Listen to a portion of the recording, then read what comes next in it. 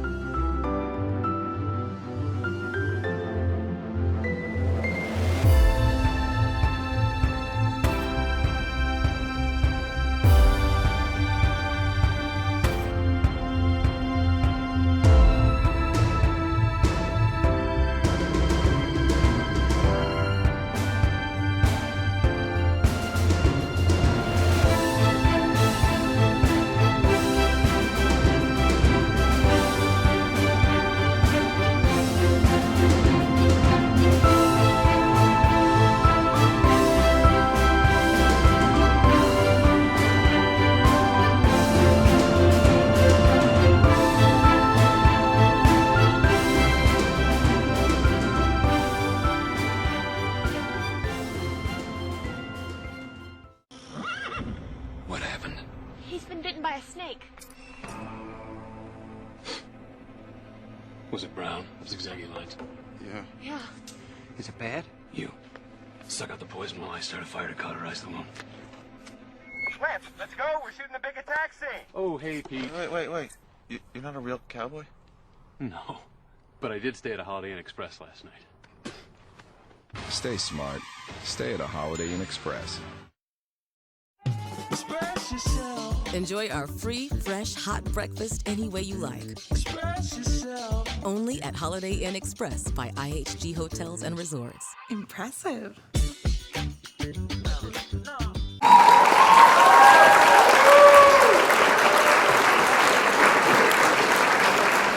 We'll give everybody an opportunity to sit and eat and mingle a little bit before we get started, but I would like to recognize first off our sponsor, Conoco Phillips. We got this stuff up here earlier. That's okay. It's okay. Because they're sponsoring our lunch and learn this time around, and because of that, everybody's meal was $10 instead of $15. So I wanted to make sure that I recognize them for that. Also, I want to recognize some of the members of the community that are here, along with our speaker, Ben Reed. Our mayor is here, and also our city manager, who is going to have to leave a little bit early. Did he already leave? I think he left. He left. He had to leave. So, but for everybody else, what I'd like to do is just go around the table and give everybody the opportunity to stand up real quick and introduce themselves, presenting. So, would you like to start out there? I'll start. Derek Godlitz, Freedom Mowing, also your San Antonio River Authority Board of Directors, the Floresville Community Market, the American Legion Commander, Air Force ROTC Booster President, and Lion Tail Twister. So I think that covers all the things. Thank you. Hi, I'm Monica Cabero with Rand Uproots. I'm not going to say all my things, but I'm here if you have any questions. Hi everyone, I'm Charlotte Jimenez Nelson and I'm the assistant to the Floresville Economic Development Corporation. Hi, I'm Lauren Graham. I'm with South Texas Realty, and then my husband also runs Glenn Graham Plumbing. I'm Stephanie Blankenship. I'm a co-owner of 181 Auto and on the board for all city youth programs. I'm the maid, just even lost, just dipple. David Del Bosque, and I represent State Farm, Rocket Mortgage, U.S. Bank, and I'm on the Economic Development Corporation Board of Directors as well. I won't be the first rude one and not get up. It's too hard when you're tall. I'm Pam Smith and I work at Wilson Facilities. And today is Elvis's anniversary. Oh. And I'm Jackie Walpole with South Trust Bank, and I specialize in residential real estate.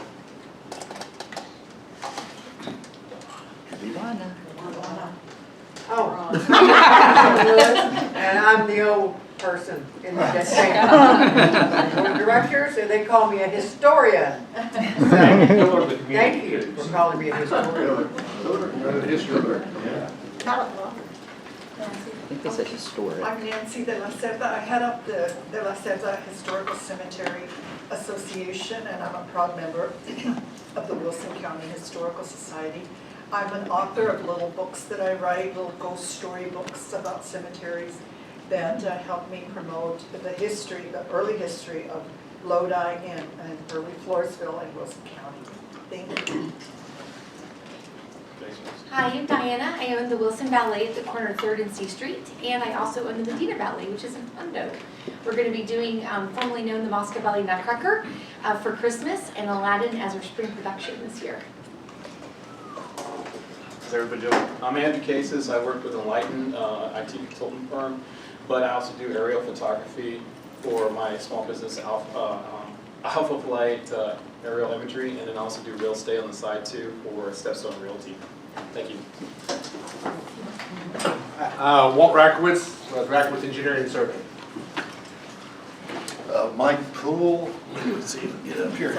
Mike Poole, Media Outdoor Displays. My wife Audrey. We own some billboards here in town, Wilson County, Atascosa County, Bayard County, Del Rio to Fortonia, New Braunfels to Pearsall. I'm not going to stand. I'm Vonna Reed. This is and I'm Ben's mom. I'm on the school board, hospital board, Lions Club director, New Kai Bible study, and I'm a taxi driver for grandkids.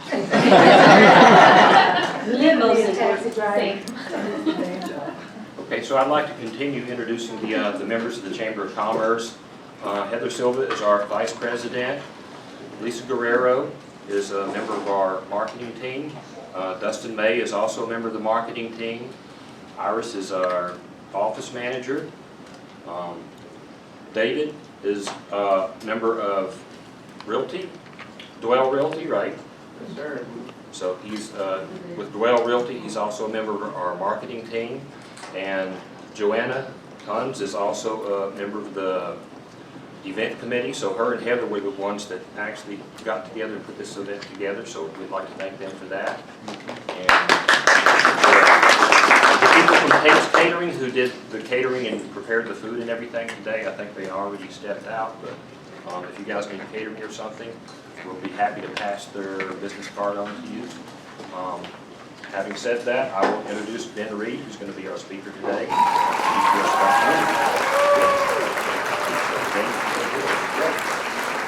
Welcome. I want to thank the Chamber for allowing me to come speak.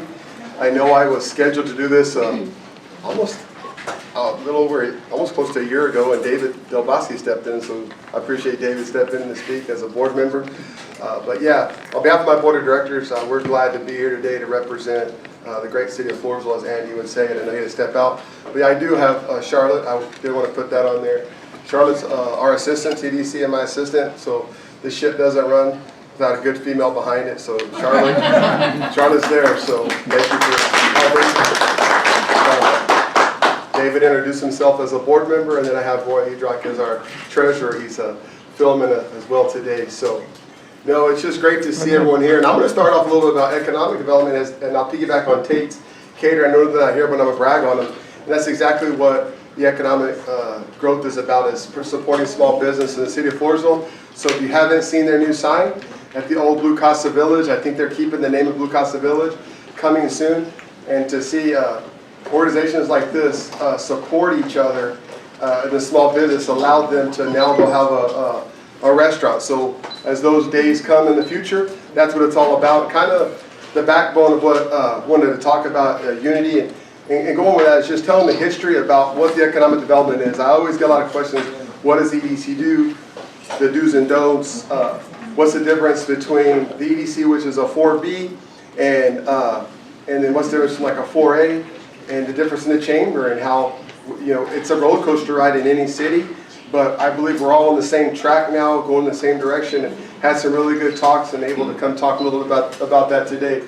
So I'll talk about the city. This is a common slide that gets floated around. It was founded in 1867, serves as the county seat of Wilson County. It's historically and culturally diverse.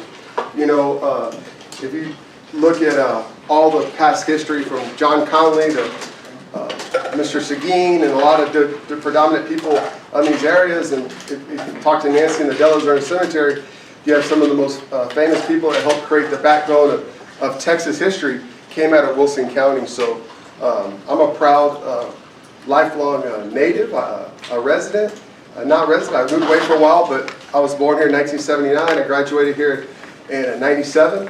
And didn't want to do anything else but go off to college and come back and work in my hometown and make a difference. A little bit about myself before I get forward. I spent the first 18 years of my career as a school social worker. So I did that. Transitioned in 2019. My dad passed away a little over 13 years ago, and worked in the small business field and did a lot of different things, from as a small entrepreneur with Creekside RV Park, helped him with Tiger Auto Brokers as he passed on. And then my brother helped support him in some of the family ventures down the Valero with the Peruski's country store right there. So with that experience, it allowed me the opportunity to take a leap and try to take this role, and was accepted this role in July of 2019. It's been a roller coaster ever since, as you can see in the city. I think Walt and I were talking about that. He says, how much Rackowitz has got more involved? And he goes, I hear your name. I said, well, I just want to hear Rackowitz more involved, and more engineers and all Intrepid and all the Pollocks and more of them hearing. Because that's music to my ears when we got all the different engineers and architects and surveying companies in the community. So really want to talk about a Type A and a Type B corporation. This is an overview. I didn't write this up. This is straight from the Texas Comptroller's office, so I can't take credit for this. But, the Development Corporation Act of 1979 watch them. I didn't know my mom was recording. So, Act of 1990 gives the cities the ability to finance new and expanded business enterprises through the local communities through economic development, and the different chapters are listed there. So, in the Type A is in Type B, those are the type of projects you can do. So you'll hear a lot about the 4A and 4B. Well, those are different than the types. So then you have a Type A and Type B. Those are the type of projects. So just want to kind of put that out there and clarify it. This was done through a voter. The voters, citizens of Floresville voted on this and created this corporation. So the Type A, how the Type A sales tax revenue. And this is good to tell the history because as we work together, that's how we create unity, is by knowing what we can and can't do. So the Type A sales tax is primarily intended for manufacturing and industrial development. The EDCs may use the Type A revenue to fund land, buildings, equipment, facility expenditures, targeted infrastructure and improvements for projects. And we'll talk about some of those ways we're going to use some of those Type A funds in the future here in Floresville. So it gives a list of the different manufacturing you can use, research and development facilities, the type of infrastructure you can do to promote new and expanding business.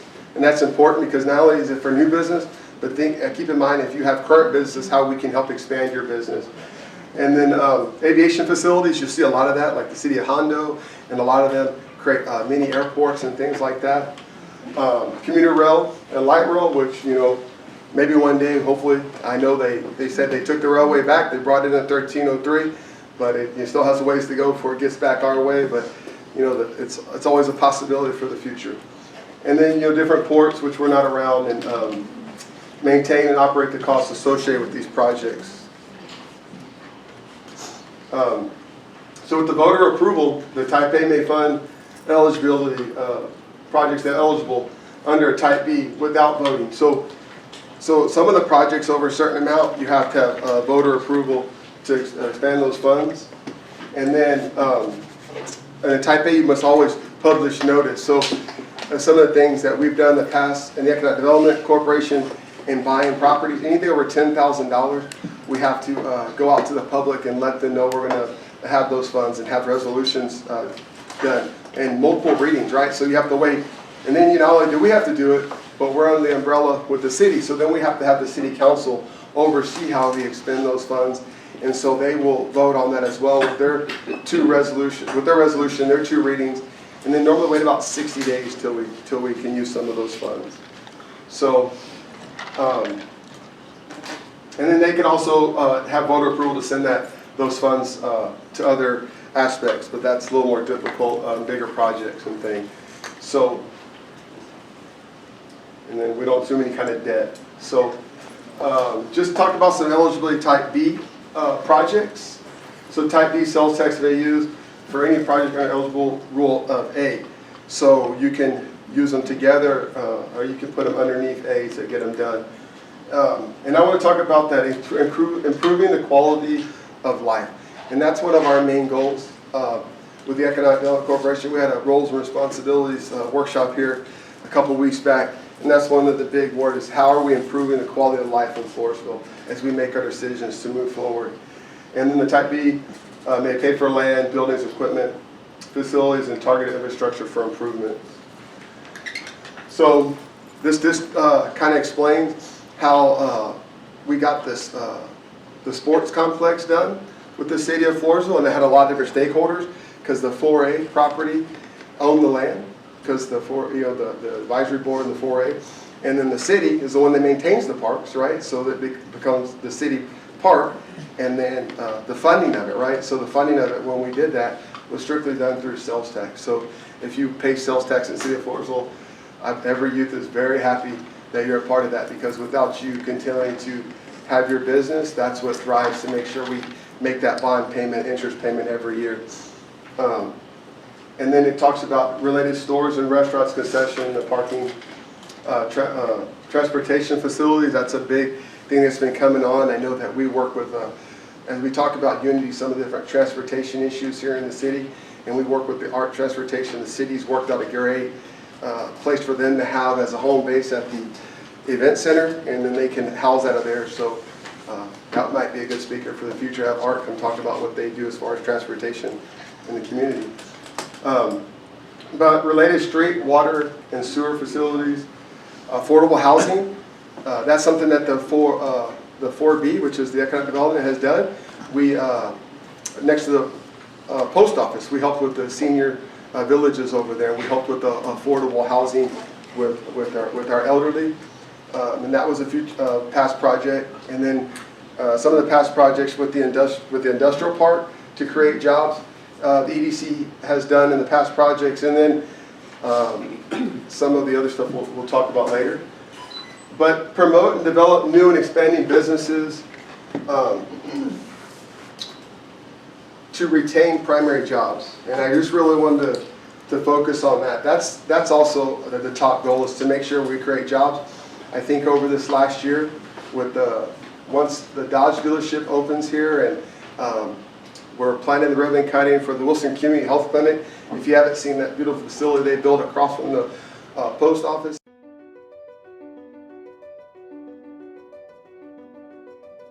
We are Conoco Phillips, one of the largest independent exploration and production companies in the world, and a proud partner of Qatar Gas.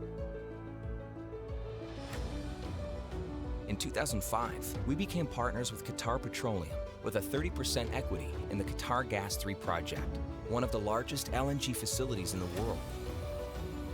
Each year, Qatar Gas 3 produces enough gas to power the equivalent of about 10 million residential homes. That's what we do in Qatar. So what makes us different? The essence of Conoco Phillips is accountability and performance. It's how we do our work. It's what sets us apart and connects us across the globe. It's what makes us unique and drives our success.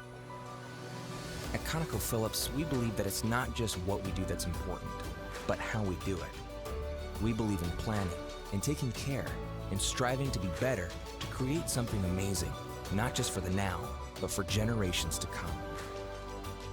We believe that it is our duty to contribute to the Qatar National Vision 2030, focusing on its human, social, environmental, and economic pillars. We believe in innovation with purpose and shared accountability. We believe in the power of collaboration and cooperation. We take the best of what we're doing somewhere and apply it elsewhere. We're determined in what we do and driven by performance, but not at all costs.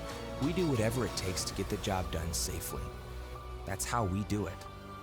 We care deeply about the environment, so we're working hard to shrink our footprint and lessen our impact on the communities around us. We embrace a commitment to sustainable development. We know we cannot do business any other way.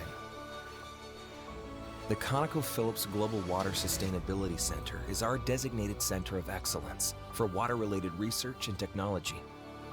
It demonstrates our core corporate commitment in Qatar for knowledge sharing and capacity building. An integral hub of innovation, the center develops advanced technical solutions for our industry's important environmental challenges, leveraging our unique local and global expertise to achieve fit-for-purpose results. There's a need for our kind of energy company, one that delivers strong performance and does what we say we're going to do, but never forgets our responsibility to be a great neighbor and a great place to work. A company that not just values what we do, but how we do it. Conoco Phillips Qatar, proud partner of Qatar Gas.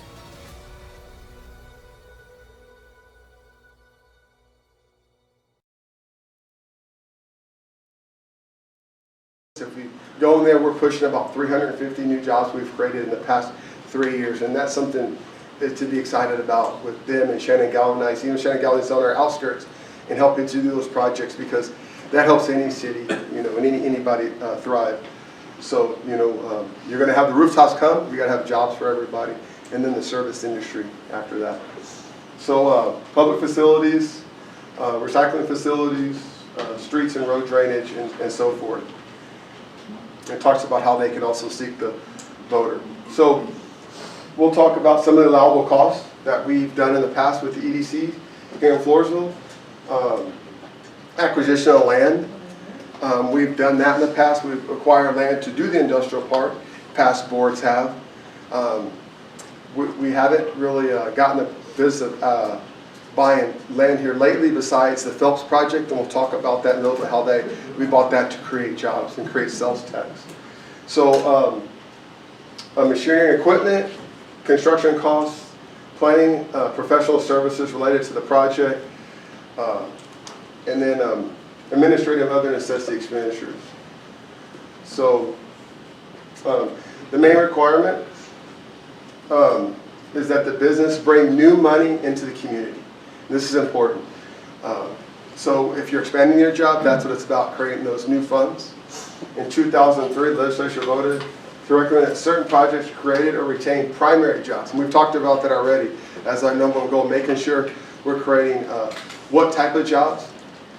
It doesn't matter, but creating new jobs. And then primary jobs, one of the company that exports the majority of its products. So that just talks about if you're importing, exporting. You know, we're part of that Texas-Mexico trade border, and we're out within that 80-mile radius of San Antonio, which they're designated as a city that we could do some of those imports and exports. But if you bring those type of businesses, you have to have a certain employment of those jobs that are created within that region. And then infuse the dollars into the local economy. Primary jobs are further limited, and it just talks about the scientific research and development. And you can always go, like I said, to the local government code 501. We follow that with everything we do, and then we also, whatever the top comptroller is, we need questions, we refer out to the comptroller's office.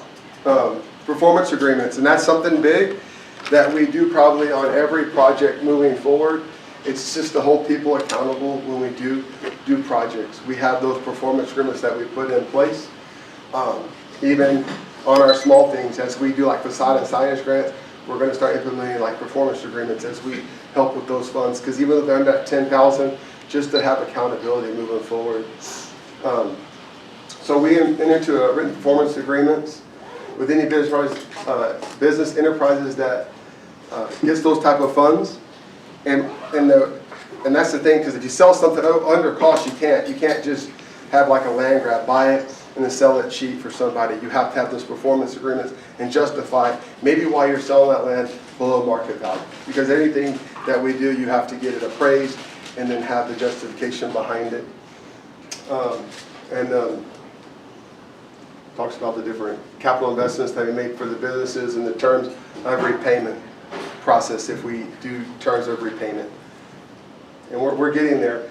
I always use this example. I met with the city of Seguin, and who's eating at the burnt bean out there in Seguin yet? Anybody eating at the burnt bean? Yes. Right? The line is down the road. So Ernesto was he was the head of the food service at TLU many years ago when I was there, and worked there for like 15, 18 plus years running that, and was a barbecuer and just was on the circuit. And I think he was one of the few people that, like they call it the turkey, and where he won all three of them, the chicken, the ribs, and first place in all of them. I think like 2 or 3 times. And so that's where it talked about a repayment. His deal he had with the city, which they promote and they talk about, is they bought his barbecue pits. His barbecue pits were about $50,000 to make that project work in the back. So the capital he had to put into the building, in a downtown historic building, and then he got that repaid back with sales tax over a certain amount of time and had to meet that goal. And if not, he had to reimburse the difference. So it talks about that buyback program. So it's just thinking outside the box, and it gives you opportunity to do that. Some things that we funded. On the top, we talked about our bonds, and that top one is the sports complex, and the one underneath is our Phillips projects that we've purchased, which is on 181 South in the Phillips buildings downtown, and it has the interest rates and the buyback where it matures in 31 and in the year at 36. They're 15 years. So, but all these are budgeted in and taken. Wanted to go over some of the trending things I talked to my board about, and I'm sure the city manager talks to his council about the property trends. You always see that in the value, and when we have to be the uniqueness and strategize a lot, not just with the new people because they're coming from areas that have experiences, but for our locals that have owned their properties for a long time and all of a sudden their prices keep climbing. So how can we make sure we best support our local businesses as they see the property trends go up? So, talks about our tax rate history. We have a very good tax rate. I can't commend the mayor and the council more over the years. They've been really stable in the last few years during COVID to keep your tax rate where it's at. And then this is a little bit behind in the year, but it talked about the sales tax allocations on what we've brought in over the years. Those numbers have gone up a tad bit. We were hovering around 15% last month, and now we're sitting around 12 to 13% with the average annual growth rate. And so, Floresville is a business-friendly environment, and because we look at the county seat, so I probably shouldn't show that too much because we're in a Holiday Inn, but and it's steady for retail. I'll move on, and then I'll talk. So we'll go back about the different groups within the city that make economic growth, and that is the city of Floresville. The city of Floresville, I like to say, it's like the hub, right? So if you create a circle, there's your city, and outside of that, and what we can do to help support the city and everything they do, from streets to parks to helping businesses and to helping our residents improve that quality of life. And so I look at the city as the center point, and outside of that, we're a supporter of that city, the Economic Development Corporation, working well with their city manager. And then as part of that circle, you have the 4A, which is the event center. And they have an advisory board that oversees that debt service until it goes away. But the city oversees the funding for that. And then from there, it goes to, I believe, like the chamber, right? The chamber is on that outer circle as well with us. And from there, we help support the small businesses and the residents of Floresville. I can't think of any other business group, but there's a lot of nonprofits and stuff that community groups we can talk about later that help support that. Nancy's one of them. She has a slide in here. So very important, and I was talking with Heather, and I was talking with Iris and a few of them, is just to tell how the EDC works, how we're funded. You get a tax rate when you pay the bill. I think it's what, 8.25% still. 6.25% goes to the state. Our voters have voted to bring back that 2%, those 2 pennies back. I think they just voted last year, correct me if I'm wrong, Mayor, for the street one, because they got to do that every 4 years. So that was done last year in 2021. And give you an example of how those funds work, because that's what it's all about, right? Having the funds to get the things we need to have a better quality of life with streets and infrastructure and clean water and sanitation, sewer, and parks. So within that, those 2 pennies, as sales tax come in, that 2%, a penny goes to the city, right? And then from that other penny, you cut that penny in half, the EDC, we get half a cent. And then from the other quarter cents is the street maintenance tax, which helps fund the new roads or fixing up the roads in the city of Floresville. And the city has a plan that they follow to get that done. And the other quarter cent helps out the 4A, right? And that's the event center. And they're their own entity out there, and until that debt service is paid for. And then that's, I think, down the road in like getting close, less than 10 years, I think, or right around 9 years. I think it's 2031 as well. So the city's on a good path. I think in the next 10 years, when the debt services are taken care of with the 4A and what we've done out there at the sports complex, in the 2030s, the city will be very well off. And it is well off right now. They've got great leadership. So it's just good to explain how those funds are done and how we differentiate between those entities. Because I get a lot of calls, even yesterday. It's like, hey, do you run the beer warehouse? I was like, no, just have them explain who does what part. We all kind of help in it, but we all have to work together to make sure it works, because as you can see, sales tax that comes in creates those safe roads, helps with that city budget, helps what we can do to give back to new and our current small businesses. And then it helps with the 4A to make sure that budget's taken care of over there. So just some rough numbers, the growth when I took the job in 2019, we were bringing in right around, in our EDC, about $800,000 of sales tax was our annual budget.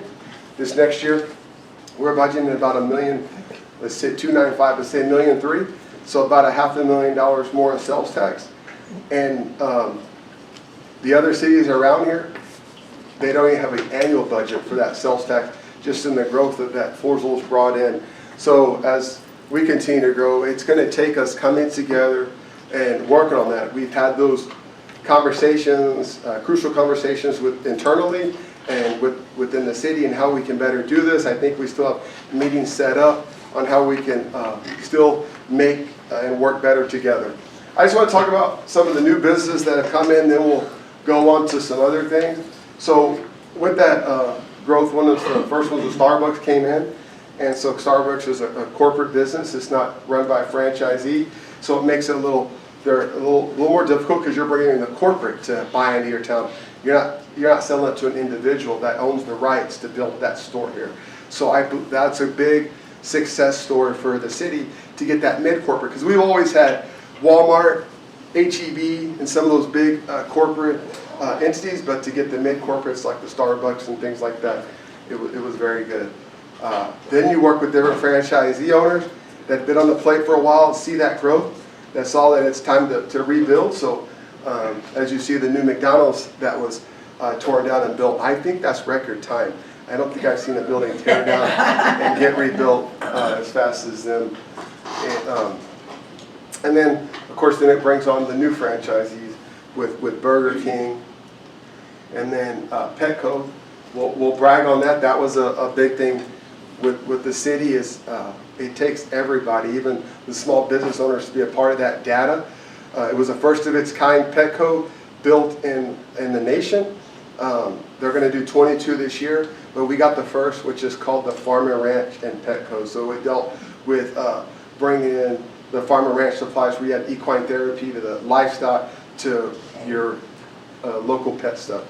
And then you brought all kinds of other pets too. I ended up getting a tortoise out of it. Yeah, named Lightning. And we took it to the coast. Yeah. So, but what I really like to brag on is how they're promoting and even talking with Kevin here in the future, local markets, working with the chamber, how we all have to be on the same page as they need us to all help support them and what they want to do in that pet market. Like you have a farmer's market moving forward, but they buy their product from local business like Jimenez Hay and other things like that you'll see on the shelf.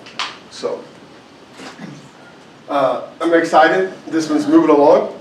Took a little bit of time working with Bob and materials coming in and prices going up. Had these plans and then boom, the supply chain shut down and everything went up, and so you got to shrink the plans to fit the budget.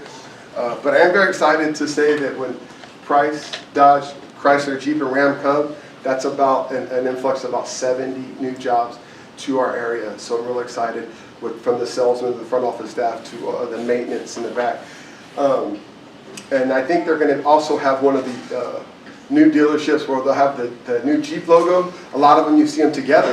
If you drive by it, you see that those logos are separate. So I think they're supposed to bring in some kind of rock and display that's still part of it. And so in a time when other towns aren't able to get cars, I think they'll be able to get double their shipment of Jeeps compared to that because of that. So that's important that they chose our town to help bring that type of product. And so like we talked about the Wilson Community Health Clinic, it is open. It opened Monday. And matter of fact, I think Charlotte was on the phone with Monty earlier trying to schedule that ribbon cutting. We'll get that word out to everyone that wants to come to that. That one, they had about 20 employees and they'll build up to about double their staff as they get up and go in and bring in all their different, well, Luana's on the board, she might be able to tell you. You're going to have their open house in September when it's cooler. Yes. Yeah, we're verifying the date right now. Yeah, so, and then as they bring all their other types of services in, I think they do not just therapy, they do some mental health therapy classes there, and then they do children's dentistry. They're going to bring that in along with the other products that they have right now. And so working with other government agencies to help grow, USDA, to make sure they stayed in our town and didn't go to other towns, we were able to help with that. Was what we talked about earlier. We had to have those performance agreements. We were able to sell that land at a better rate, but it was to keep the USDA home office here in Floresville over there where they moved it from by Sonic. Now it's over by the Veterans Home. And all these properties as well, so I'll go back to this one for transparency. I think we gave them that property. It took almost 4 years, and we kept extending it. We had a performance, but with COVID and funding issues that came down, I believe they raised over like $5 million in money from the government, federal and state, and that was done with on behalf of the board of directors. We gave them that property for $1 to help provide those services. So, going the wrong way. I have a finger on the wrong way. Sunday Side Up. This was a fun one to open. I was actually out for a little bit when this one opened, but it was amazing that I think it had over 20,000 views.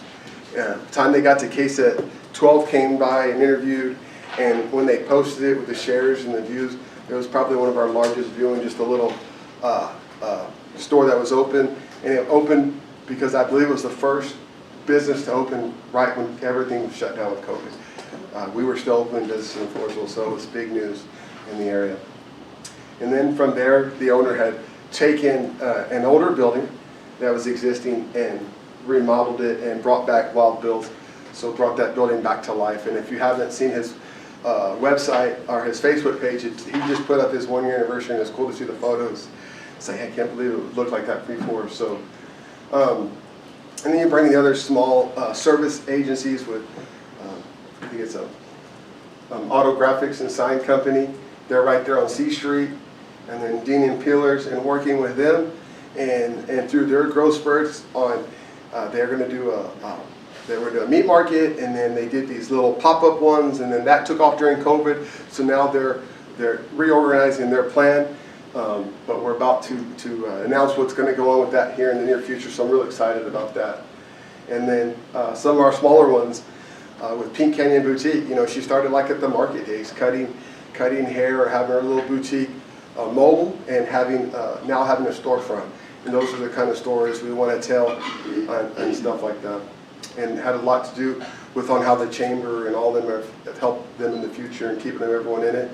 And then Top Hat Thrifty, and I believe Cerny Memorial, just some of the other businesses. And then Shannon Galvanizing was a big one that came in to our community. This one is actually up for the Governor's Cup Award. So we're working on that with the Governor's office right now. And they're finally up, going about 80%. I believe they've got a majority of their staff filled and got the orders in. But good to see projects like that happen in an area where all you've seen is oil field work. So we've been able to work outside the box to continue creating those jobs, but the jobs that are stable. So, as those oil field companies come and go, this is something that is a little more stable. And this one had a lot of, talked about Unity having to work with the county, with like Commissioner File and the judge, and making sure they had that, because we had bought property in the county over the years. Some stuff was done to a standard that the county wanted it to, with some retention ponds we had built.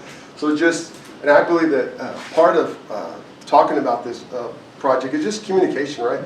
Communication is the biggest part, and that's what helped solve this, is that there wasn't any communication. So as soon as we opened it, we got to know what the county needed for the industrial park, and as we fixed that, I believe we sold all the properties but 2 out there. We had it sold, but COVID stopped one of the companies and we bought it back. So we still have 2 more 11-acre tracts out there at the industrial park if anybody's looking at doing it. We talked about different career fairs for businesses as they come in, and that's the help of the city. That's the help of the city and the 4A, because they have to be able to explain to the board why they were able to waive a fee, right? Waive a fee and not charge for someone to come to a job fair. But it takes the city, because like I said, we're a staff of 2, to help get that facility ready so we can create these mini job fairs, and that's something that's going on today. If you're not aware, I think it's till 6 today, 9 to 6, I believe, and that's the oilfield job fair they have at the event center today. I think they have a total of like 10 different businesses out there. If you don't follow the City of Floresville on Facebook, Mr. Joslin has posted that, and it's pretty neat to see all the companies that are hiring right now in our area.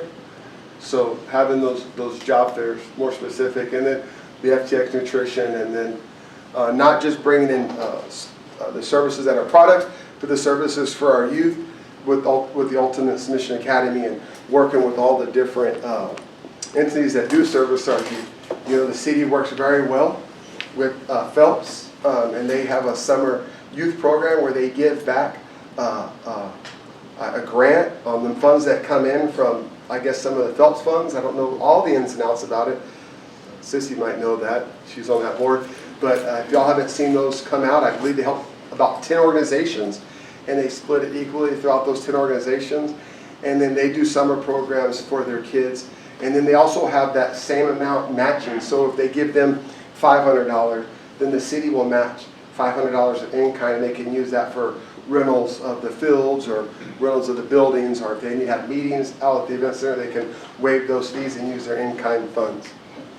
So, and then you have a lot of our other services with our hair, nail, and what I liked about this business as we opened it, I believe 100% of the tenants at the time, you know, people move around, but they were all homegrown people, to see them start their businesses in their hometown.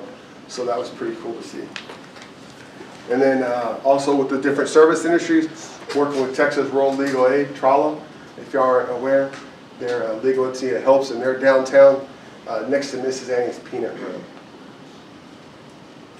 And then the Stash House, which is a fabric and quilting.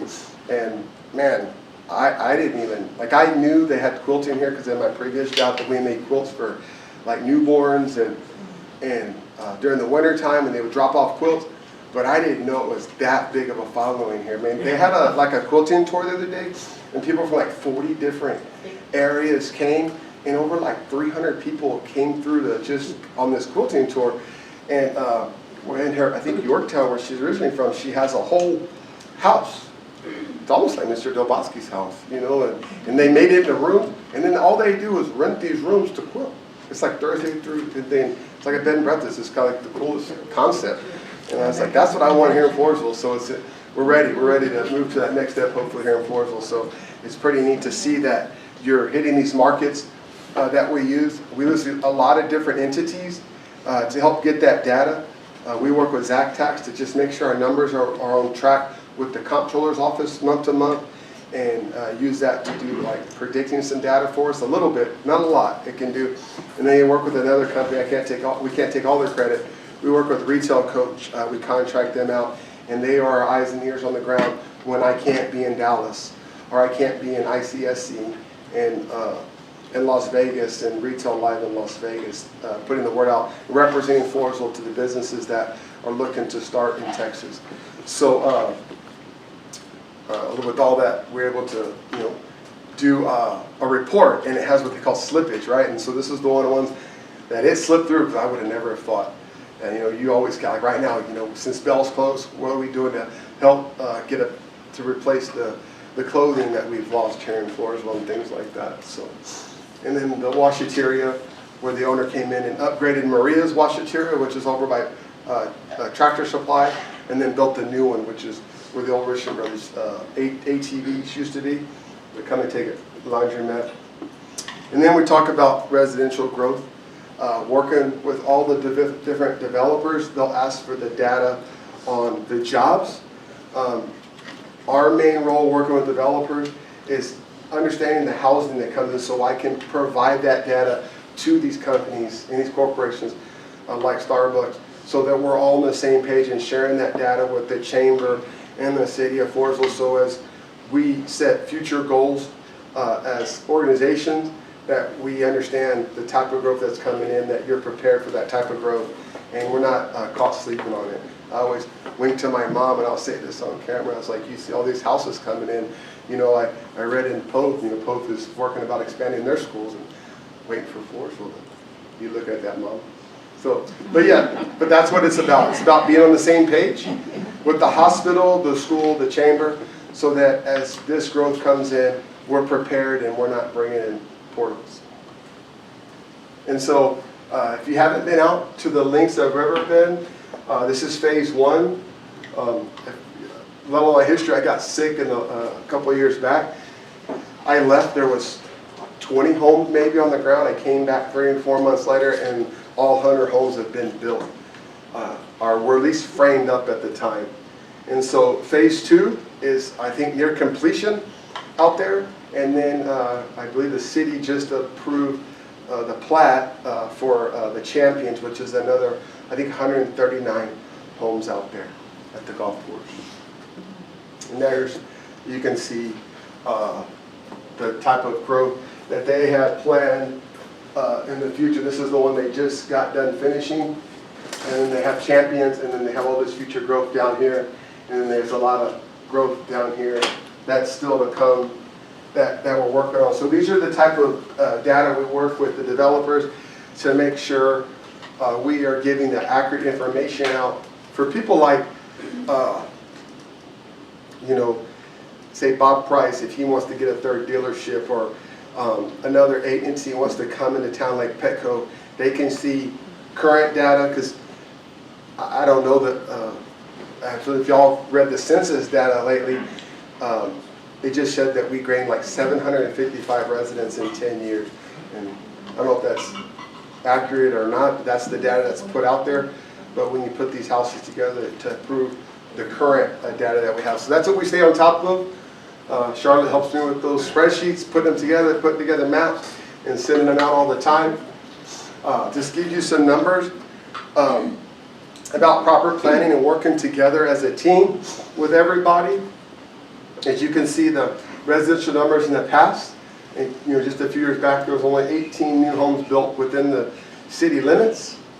And then the commercial buildings, there's 0. And once we open up a few others, I think that number's at 8 right now, with Petco and the buildings that are happening with Wilson Community Health Clinic. And so I think we'll reach right under 10 this year. So I mean, it's a big jump. And then I have a pile on my desk of 10, if not more, other businesses looking to relocate or build new businesses within our city. And so from here, I kind of want to talk about the new construction and just raising the awareness of what we can and can't do within the county, right? So this is a good part I want to talk about.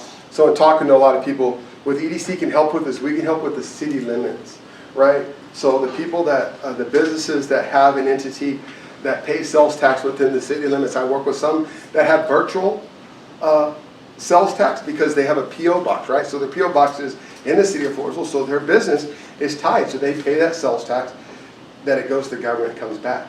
And even though they may work or house out of their home outside the city, it's all about where they pay their taxes out of, virtually or non-virtually. Or mobile, and sometimes they choose to use a P.O. box versus a physical address. And then our sales tax only comes from businesses within that city limits. Now, other communities have MDDs, municipal development districts, and they are able to house the city and the stuff in the business in ETJ. Which the ETJ is about a mile radius outside the city limits. So, our city limits in the past went up to I think right Randolph Brooks was right at the city limits, and it kind of went out and got Richmond Brothers. 3 years ago they annexed, and it goes out to 331 now. So anything outside of 331, which whether that's the people that sell the fireworks or Ewalt or Moser out there, or anyone south of town outside the city limits, we don't collect the sales tax on them. So I always try to refer back to the help to the county, to their local commissioners, because as we went through like COVID and stuff, the city has set money aside to help small business city limits. EDC has set money aside, and the county has set money aside for the county. And so that's very important to know, is that where your business is located and what we can and can't expend those funds on, because they're very detailed, as you can see, on what type of business, but not only the type, but the location of it.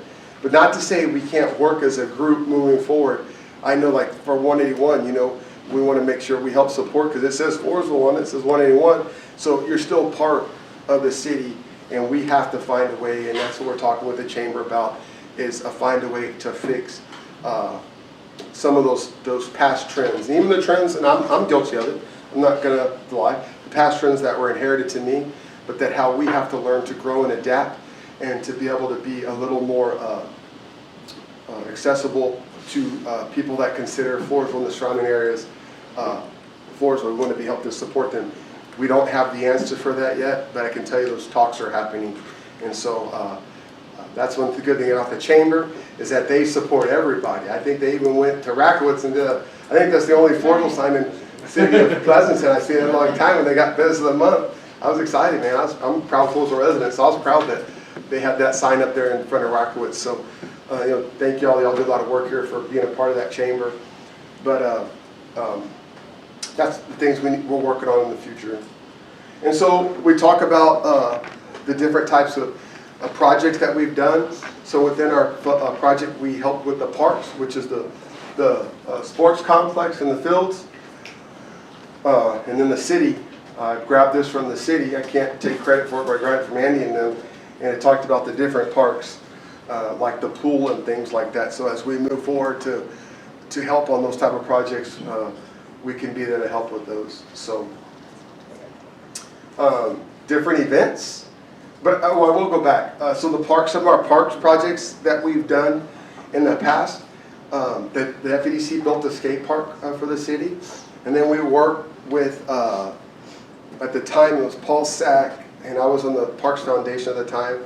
And we worked with the EDC to help get the funding. EDC, I believe, gave like $20,000. And then we worked with the Baptist Ministries Foundation, and they gave $7,500. That's how we built the dog park. And then, but we can't do those without the partnerships of the city, because someone has to maintain those, right? So that's the big thing.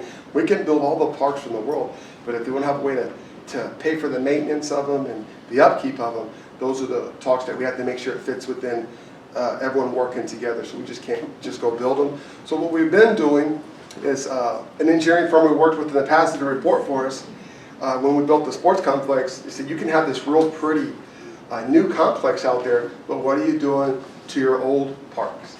So we really, the board took that to heart, and in 2019 we went back to Lodi Park and built a pavilion out there, because it was the only park that didn't have like a shade structure or picnic tables and benches. We partnered with the city, with the Floresville ISD, like a work day. So it just gives examples that you as a business, you as an entity, if we want to have work days or cleanup days together, we're open. I know the city would be open with Andy and the mayor.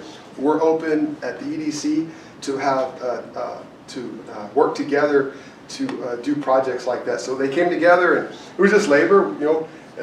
And so we bought the paint and put the lines, and I think at the time we did 2 benches and planted some trees out there. And then now we have a pavilion. Now it's moved with Cicada and the Floresville Food Pantry Resource Center, and they were able to work together, and now they have a big cover on half of it, and it's really nice, that shade cover. So that just talks about the unity and how we work together, not just with the business entities, but like our nonprofits, like our Food Pantry Resource Center. And then coming together for our different events, our annual tree lighting. That's a big event. We're ready to get we're ready to get excited and ready for this next year. I can't take credit for any of the decorations and stuff. Some of the stuff was bought prior, but like Charlotte, this thing was a big hit this year. What if you wore one of those red costumes? Yeah, okay. I know where you're going with that. I just gotta put on my schedule to talk about it. I won't say no. How's that? I don't mind. Not now, not an elf. I don't mind. I'll probably look better in red outfit than spandex. And so these are just community events that we get involved in as well. National Night Out and help supporting that. And that's working together, because that was our biggest blunder when we did that. We used to have it at 2 different areas, And then National Night Out falls on the same night as Goober Games with the Peanut Festival. So we said, well, why are we doing 2 separate events and come together and make it one event? So making sure we come together and unite in different things like that. So as you want to get more involved with National Night Out, you can reach out to Olga at the police department. She's doing all the planning for that right now. And we've ordered the bags for the kids already. That's a neat little event. Maybe something that you might want to do on the stage. I don't know if they do presentations then, but that may be something that you can talk to the Peanut Festival Goober Games committee about. Talking to you? Me? Yeah. About Halloween? Yeah, no, Goober Games. Yeah, maybe performing at Do that. Thriller or Ghostbusters again. Yeah. And then, like I said, this is what we already talked about when we built the pavilion out there. Pecan Park. And this is Pecan Park. We just finished this project, if you haven't seen. And then we still have a little bit of work to do out there to upgrade the bigger play facility and to just bring more things to that park. So, and then I can't forget Nancy. I always like to use Nancy as an example. She was probably one of the first ones knocking on my door in 2019, which is a good thing to have. Because I always tell her, I'm not a mind reader. If I don't know, I can't help. But, you know, I knew the cemetery was back there, and she had just taken it on, and she was raw and taking it. And we went out there and looked at it, and I believe the weeds are as high as the ceiling, right? And it took the city workers back then going out and helping along with ourselves, and the vandalism is what brought it on, and she got a new plaque, so we had help with the new gate out there, and a way to still have it accessible to the community. I thank her for answering the phone. We have the number as well to give the gate code so people can come out there. It takes small businesses like Derek that is willing to do it at cost just to keep it maintained and down. I think he's still doing that, right?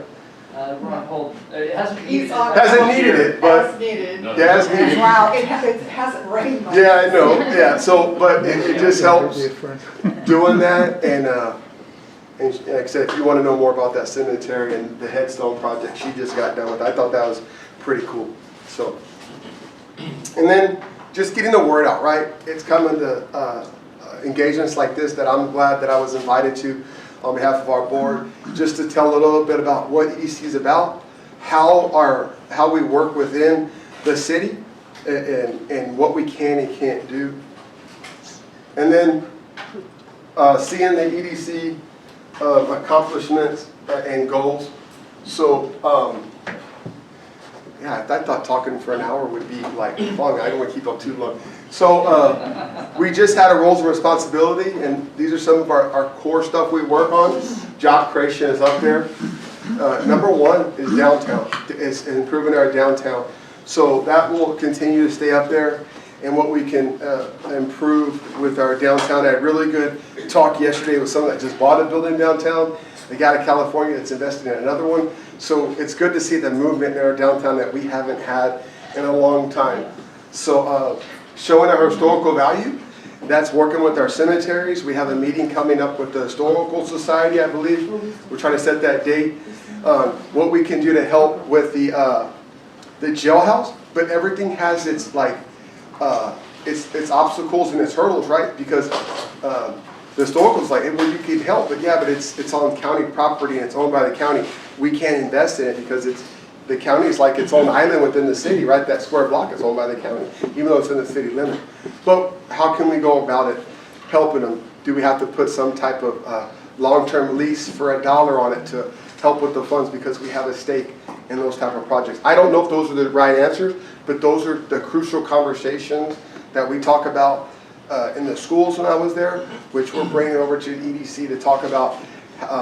We just got to ask and try to find a solution, right? Because I never was in the business to tell people no, and that's what we're going to gear towards, is how we can not say no, but stay within the appropriate policies and procedures that the state gives us. Oh, and then Highway 181 entrance, we're working on that as well. And then the business loop, business park that we purchased south of town, now that we'll have our first business park within the city. to bring that industrial job workforce to the city. And then the logo and branding for the city. And that's very cool. We have a meeting set up, I believe, with Andy, myself, and I think other entities are going to be invited to that, and the superintendent, talking about how we can all get on that same page. We'll bring the chamber involved. And it could be something as simple as maybe we use a unified logo or a unified color. I don't know what that answer is, but we're going to have those talks to show how we're here for a community as a whole, this community as a whole. And then I was going to just, let me see, I think that was it. Let me just escape out of this real quick. And then I think this will come up. What I can. Does it come up?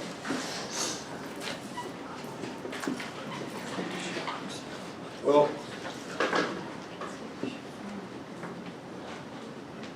was trying to link it earlier and I just got distracted.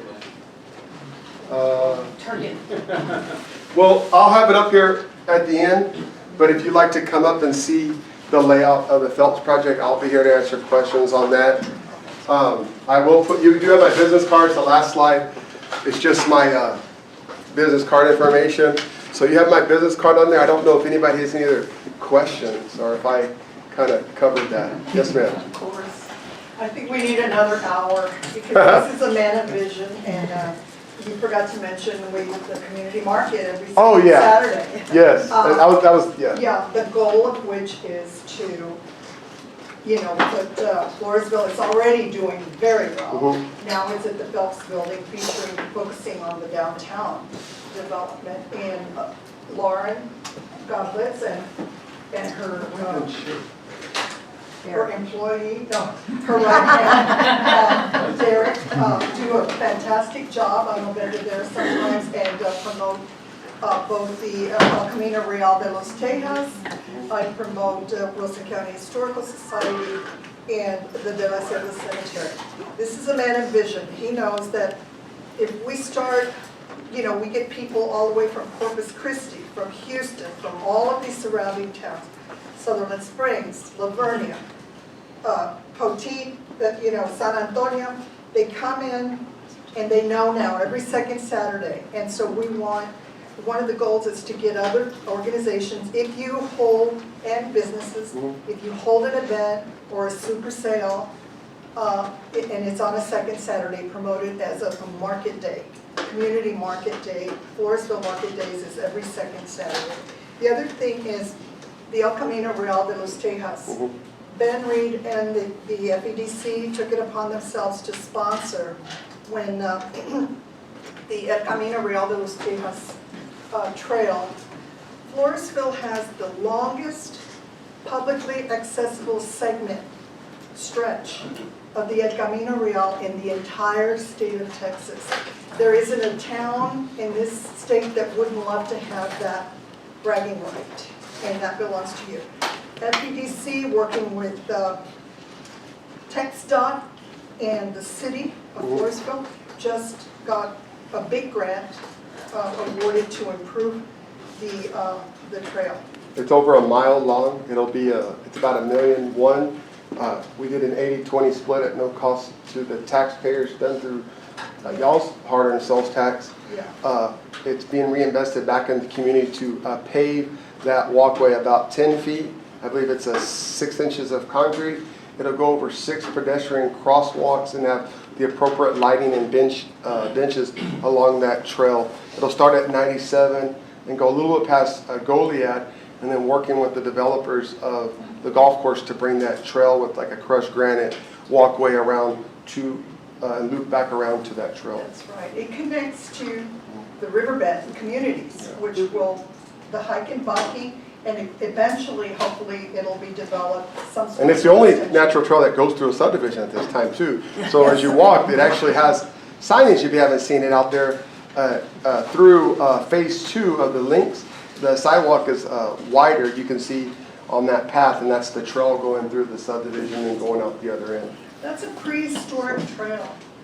That also, the reason that this whole community is here is because of that, the river and the trail drives as Lawana Newman has made famous this whole area because of Las Cabras and Rancho Papagui and all of, it's very historical as far as that. And I know we needed another hour, but I just want to end with, you know, why would anybody want to invest an economic development corporation? Why would they take money to help? And the city of Floresville stepped up beautifully to help a cemetery.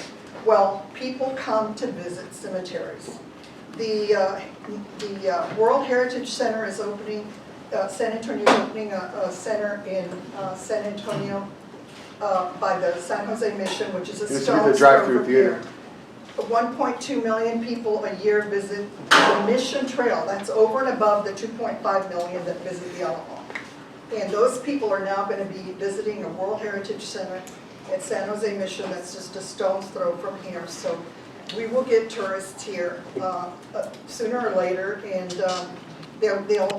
we do hold events. My books, the books that I publish, are on sale at Wilson County News, so that some of that tax revenue is coming. Thank you very much. Yeah, thank you for Thank you, reminding me about the market. It was on the next slide, but it's part of the plan, is to have that community market to what we call re-energize downtown, right? Well, the El Camino Real de Flores is also working with the city's hike and bike trail. Yes. And I think that's all been renamed now. But, Yeah, if you go to their Facebook page, Mr. Reagan did a beautiful walk over the trail. So if you can't walk the trail or get to it, he has like a rendering. I mean, you can follow him on it's like you're walking the trail. I got tired listening to him, but it's a cool 10-minute video. And Mr. Thank you so much, Ben. Yeah, but no, thank and you. LDBC, Charlotte. Thank you. We're just here. I mean, everybody's working together. It's nice to see. Thank you, Ben.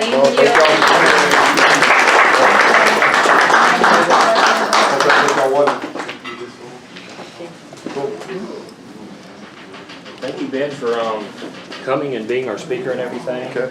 I greatly appreciate it. Would you like to do the honors? I'll do it. So, briefly, everybody, has anybody have a card? put a business card in here yet that would like to?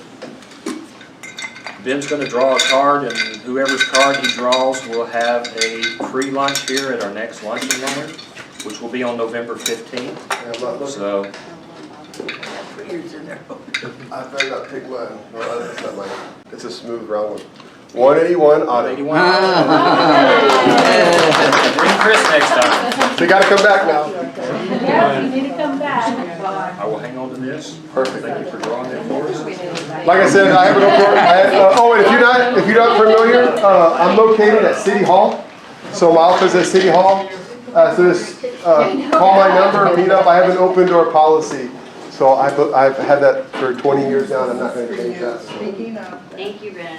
Well, I couldn't get the attachment. I was talking to someone, and I was like, I gotta go to this thing. Couple of things real quick before we let everybody leave. Couple of things I would like to bring. First off, thank you, Conoco Phillips, for sponsoring our event and bringing down the cost of everybody's luncheon. I greatly appreciate that. We can't give them enough credit. Also, thank you for all of you people who decided to take the time out of your busy days and come here today. We greatly appreciate that, especially our member businesses like Irakowitz that come from other cities. I want you to know that the Chamber of Commerce, we don't have the same restrictions that FEDC or some of the city people do. So we reach out to anybody that's willing to come to our community and join the Chamber of Commerce. And we're here to assist you in any way that we can. I also wanted to let everybody know that we have we're making a new cookbook for Floresville. So there's a couple of flyers that are on each table. If you guys would like an advertising opportunity, we still have a few ads left in there. And also we have a flyer there that will give you the information if you would like to go in and do the recipes in our cookbook. I think last count we had the other day, we were up around 80 or 90 recipes, but we want to have around 250 before we go to the publisher. So we will be doing that here pretty soon as we get, enough recipes to go to the publisher. And then we'll be selling those as a fundraiser to support scholarships in the community and just keeping our doors open. So, speaking of keeping our doors open, that's why we appreciate all of our members, because you guys all participate in that and help us do that. And we're here to make the community a better place, to work with FEDC, to work with the mayor and the city and everybody else here that's trying to make Floresville a better community for people to come to. So thank you, Wilson County News, for being here. We greatly appreciate everything that you guys do for us and for the community. And I only came because Pam came, by the way. Just want to give that announcement. Because Elvis is in the building. Yeah. So, right. So if it weren't for Pam, I wouldn't be here. I hope that I haven't forgotten anything or forgotten anybody, but once again, thank you all for being here. Our next luncheon will be on November 15th. There's no plans to discontinue this. We want this to continue to be a quarterly thing that we do, and so that people can come out so they can get information about the community, about small businesses, large businesses, anything that we can do to support you guys. And I will tell you that we are in talks to how we can expand the lunch and learns to the evening, right? Like to have socials, maybe if we get the city involved to let us use the event center, or we have another location so that we can have evening socials, like say Thursday social, where it's from 6 to 8. And people can come out when they get off of work and highlight their business, because it's hard to come during that lunch time. Can I get a big old thumbs up from everybody? Yeah. On 3. Whoever that is, that's not a thumb, that's a middle. Come on, Iris. There we go. 1, 2, and 3. Love it. Thank you all. Okay, over here, please. Over here.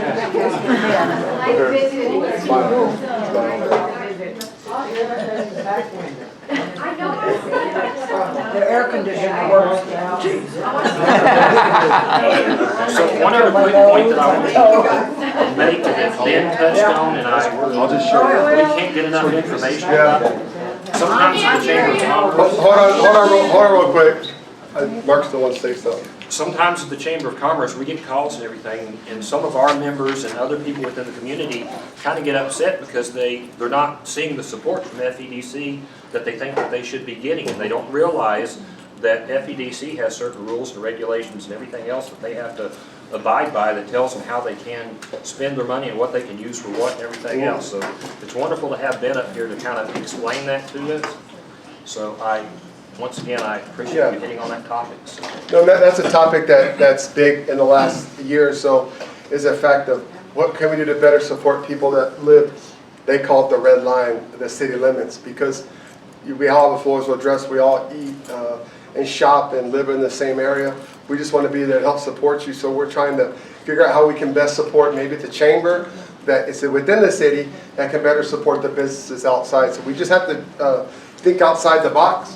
I spent 18 years living in the gray and thinking outside the box, so we're going to continue to do that as long as they have me here. So, cool. Awesome. So thank you, everybody. I don't have anything else, but I would like to ask you. Here you go.